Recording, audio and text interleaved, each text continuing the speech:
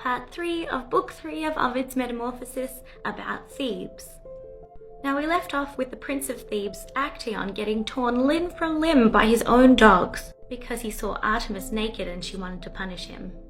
Actaeon had a couple of brothers and a couple of sisters. One of his sisters, Semele, was so beautiful that of course she got the attention of Zeus. He was like, I'll have some of that. And he disguised himself as a human so he could go and seduce her. He does, however, tell Semele that he's actually Zeus. So Semele's quite proud of herself. She's gotten the attention of this god, and she gets pregnant. Now, as we know, Zeus has a wife, Hera, and she's super jealous, which, understandably. So Hera's got a plan. She dresses up as Semele's nurse, Bero, so she can go and have a conversation with Semele. They start chatting, gossiping, and Semele confides in her nurse and she says, hey, I've got a boyfriend and it's Zeus and I'm pregnant. So Hera, disguised as the nurse, says, are you sure about that?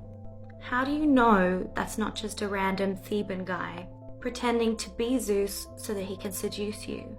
You're in danger, girl. This puts enough doubt in Semele's mind.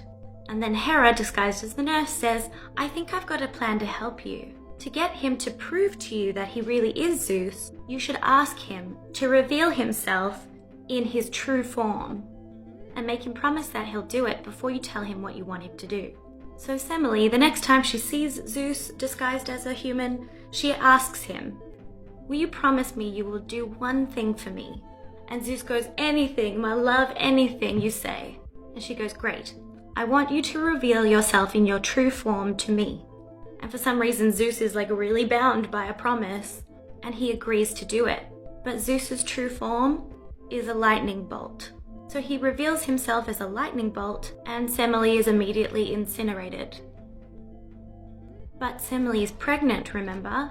So Zeus gathers up the fetus, which is somehow still alive, and puts it in his thigh. Because that's the same as a uterus, right? He puts the fetus in the thigh and then he sews himself back up. That baby fully gestates and is born a third time as someone who is more than half a god. And this baby is the god Dionysus, sometimes called thrice birthed. So Dionysus becomes the god of wine and poetry and art and revelry, all the fun stuff. Like what happens when he comes back to Thebes in a part 4. And if you're enjoying these, let me know. Bye!